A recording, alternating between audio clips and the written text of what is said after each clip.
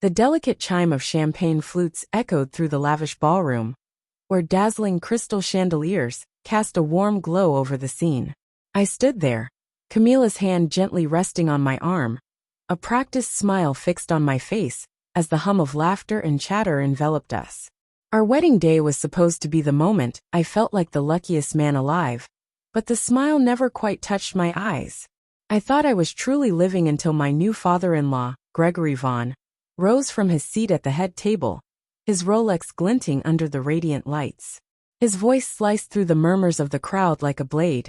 "Love can make fools of us all, but this man's just a penniless nobody," he declared.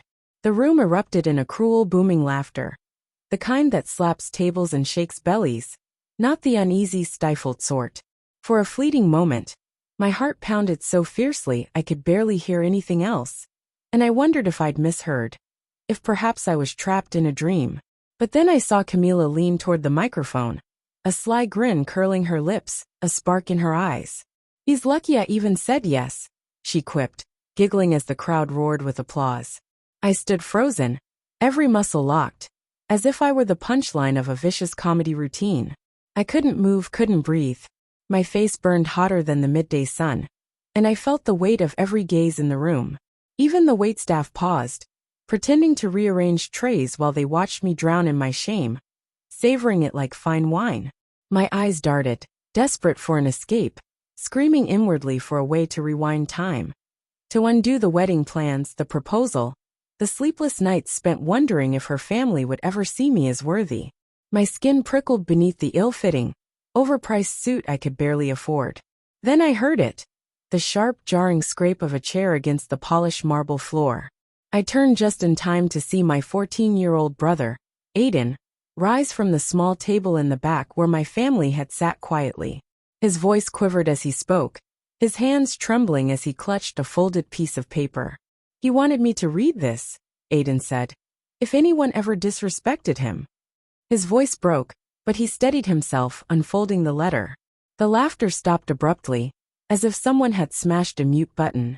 The faint pop of a champagne cork echoed in the silence. Camilla's smile faltered. Gregory's smug expression froze, his glass hovering midair. Celeste Vaughn, seated elegantly beside him, blinked in bewilderment. Aiden's voice wavered at first, his fingers gripping the pearl necklace at his throat, but with each word he grew bolder. He read my words, the ones we'd written together months ago, when I feared this very nightmare might unfold. He spoke of our mother, who at 12 stocked shelves after school while other kids played games. He told them how I took odd jobs to pay bills, how I skipped prom to afford my graduation gown. He spoke of survival, of living with pride, not to appease those who scorned us. The room was so quiet it felt like we were underwater. The band stood still, drinks untouched, instruments idle in the corner. My mother, Teresa, dabbed her eyes with a napkin. Camilla glanced at me across the cocktail napkin's polished wood, her lips trembling, not with love, but with something wealth couldn't buy. At the head table, her perfect lips parted, as if she wanted to speak but didn't know how. When Aiden finished, he stood there, the letter dangling from his fingers. For the first time, Camilla was speechless. Aiden's chest heaved as if he'd sprinted a mile. But to me, he loomed larger than the chandeliers above. My heart still thundered, but my hands slowly unclenched, and I drew a deep, deliberate breath, the kind you take before a decision you can't unmake. I turned to Camilla, the woman in the extravagant gown, the one with the glittering diamond ring, the one who laughed as I crumbled before the crowd. And I saw it clearly now. The way she smirked, not stopping the mockery, chuckling when she thought I wasn't looking, when her friends tittered behind polished nails, when I arrived in my decade-old car, offering real estate tips instead of wedding vows. I'd been so desperate to belong that I ignored every warning sign. Now awake, I straightened my jacket, smoothing non-existent creases with deliberate care. I stepped away from the table, the room's weight pressing against my back like a tidal wave. Camilla whispered my name, soft and uncertain, but I didn't turn back. I refused to be crushed.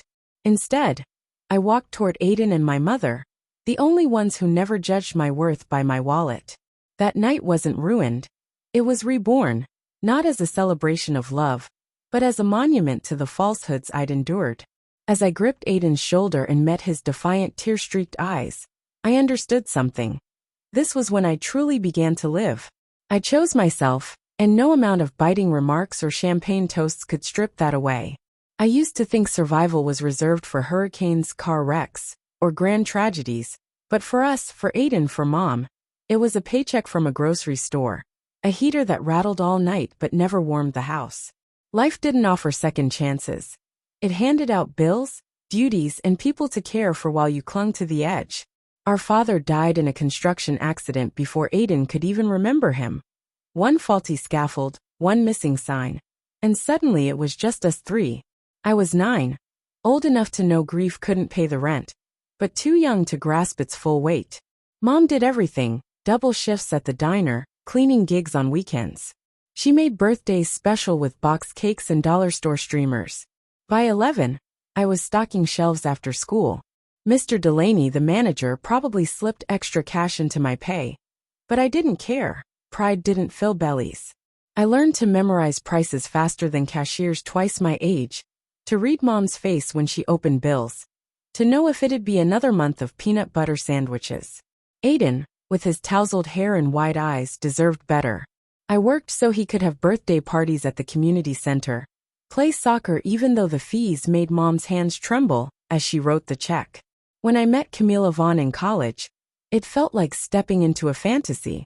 She passed me on campus, late for my third shift, her chic handbag slung over her shoulder, nails painted a shade like cherry blossoms, giggling, not laughing, but a bright, careless giggle that never worried about textbook costs. She smiled at me once, and I smiled back, grateful to be seen.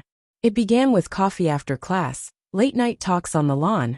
She spoke of summer estates, private jets, charity galas. I spoke of budget dinners, trying not to sound too pitiable. Her parents, Celeste and Gregory Vaughn, reigned over country clubs and real estate empires. I should have fled, but Camila seemed different at first. She laughed at food trucks, said she loved it, admired my grit, my ambition, my heart. I had to believe her because I was exhausted from surviving. I wanted to live. I worked extra shifts, saved for a modest diamond ring, proposed under twinkling lights in a botanical garden. She cried. Or maybe she just knew how to make it look real. From our first handshake, Gregory's contempt was obvious, his grip crushing my hand. At our first dinner he laughed, asking, "What's your plan, son?" "Work hard," I said, the only answer I knew. I squeezed Camila's hand under the table, thinking it would be enough. It wasn't.